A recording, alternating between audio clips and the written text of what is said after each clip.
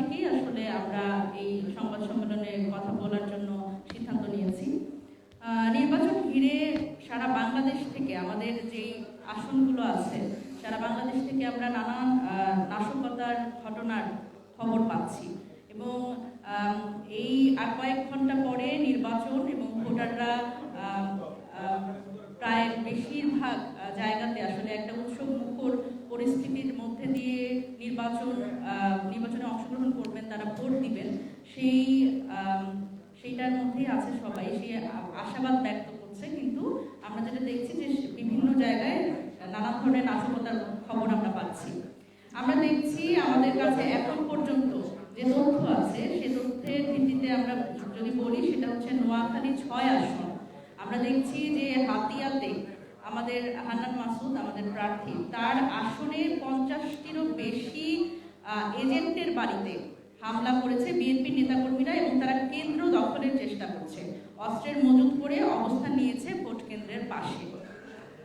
আমরা আরও লক্ষ্য করছি যে এই যে কেন্দ্র দখলের যে একটা প্রচেষ্টা, এটি কিন্তু অব্যাহত আছে এবং এটি কিন্তু বেশিরভাগ আমাদের যারা প্রার্থীরা আছে এবং তাদের এজেন্ট বলেন এবং আমাদের যারা নেতাকর্মী আছে এনসিপির, তাদের উপরে হামলা এবং 11 দলীয় জোটের যারা নেতাকর্মী আছে তাদের উপরে কিন্তু হামলা। এবং সবচেয়ে গুরুত্বপূর্ণভাবে যেটা লক্ষণীয় সেটা হচ্ছে যে ভোট কেন্দ্রগুলো আছে তার আশেপাশে যারা আসলে ভোটারদের বাড়িঘর আছে, তাদের ওখানে কিন্তু বাড়িঘরে হামলা, লুটপাট এবং তাদের ভয়ভীতি প্রদর্শন করে আগামীকালকে নির্বাচনে ভোটাররা যাতে উপস্থিত না হতে পারেন, তাদের কিন্তু নানা ধরনের হুমকি দেওয়া হচ্ছে। আমি যদি বলি ঢাকা 11 আসনে আমাদের জাতীয় নাগরিক পার্টির আহ্বায়ক নাহিদ ইসলামের আসনে বিএনপির নেতা কর্মীদের কিন্তু অবস্থান আছে। সেখানে আমি যদি স্পেসিফিকলি বলি, সেটা হচ্ছে Lyceum grammar school, Holy Crescent school এবং বাড্ডা হাই স্কুলের যে কেন্দ্র আছে সেটা কিন্তু সুরক্ষিত নয়। সেই কেন্দ্রে বিএনপির নেতাকর্মীরা কিন্তু প্রবেশ করছে।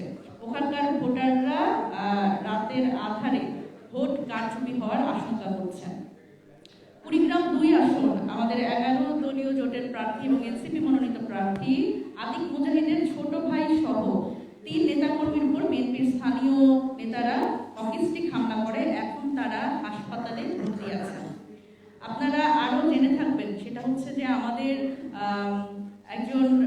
আমাদের নেত্রী ডাক্তার মাহমুদা মিতু সহ 11 দলীয় জোটের নেতাকর্মীর উপরে ঝালকাঠিতে কিন্তু বিএনপি হামলা করেছে এবং আমার মনে হয় ইতিমধ্যে সোশ্যাল মিডিয়ার বরাতে আপনারা সেই তথ্য পেয়েছেন।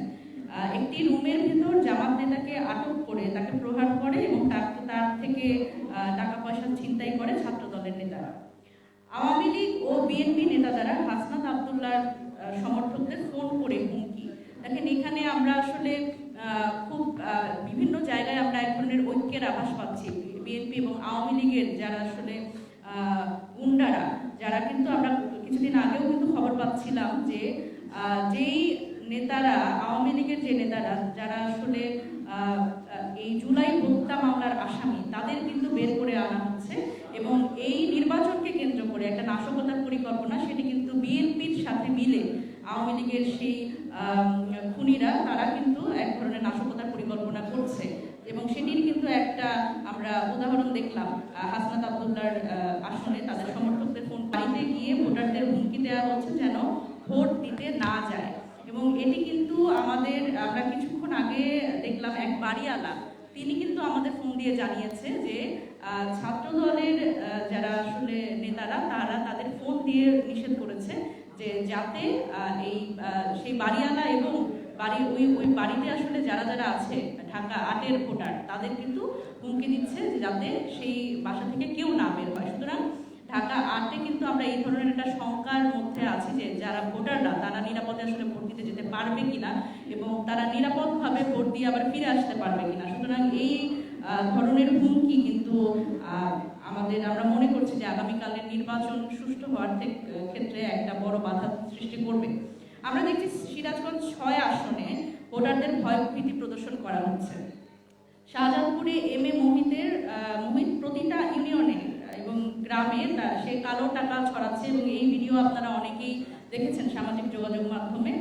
জোরপূর্বক ভয়ভীতি দেখিয়ে প্রতিটা জায়গায় শাপলা গলিতে যাতে ভোট না দেন ভোটাররা,